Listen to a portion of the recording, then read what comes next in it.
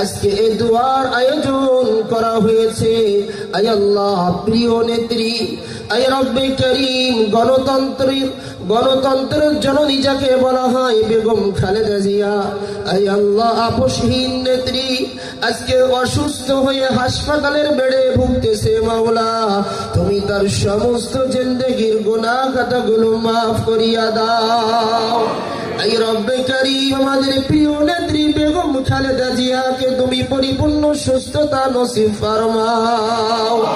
I রব্বে কারীম, দীর্ঘ 16 বছর আই আল্লাহ অত্যন্ত জুলুমের শিকার হয়ে আই রব্বে কারীম তার জীবনটা অতিবাহিত হয়েছে। মাওলা, আই আল্লাহ, এখন সে মুক্ত বাতাসে এসেছে, কিন্তু অসুস্থ হয়ে আই আল্লাহ হাসপাতালের বেডে পড়ে আছে। মাওলা, তুমি তাকে পরিপূর্ণ সুস্থতার জিন্দেগি নসিব ফরমাও।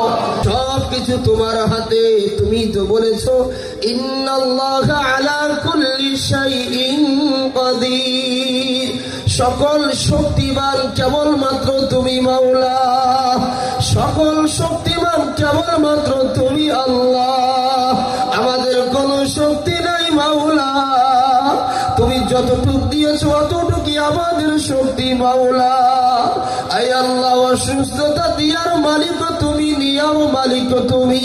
আয় রব্বে কারীম, দেশের এই সংকটময় মুহূর্তে তুমি তাকে পরিপূর্ণ সুস্থতা নসিব ফরমাও।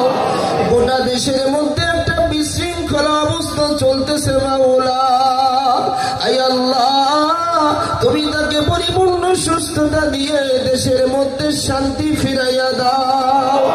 আয় রব্বে কারীম, মাবুদ, মাওলা, মেহেরবান, আয় আল্লাহ, আমরা সকলে কায়মনা বাক্যে তোমার কাছে দোয়া করতেছি। মাওলা, আমাদের মধ্য থেকে যার দোয়া তোমার কাছে পছন্দ হয় তার ওসিলাই করে আয় আল্লাহ বেগম খালেদা জিয়াকে সুস্থ করিয়া দাও।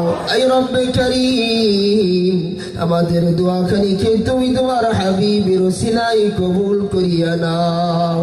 রব্বির হামহুমা কামা রব্বায়ানি সগীরা ওয়া কুর রব্বির হামহুমা কামা রব্বায়ানি সগীরা। وصلى الله تعالى على خير خلقه محمد وعلى آله وأصحابه أجمعين برحمتك يا أرحم الراحمين.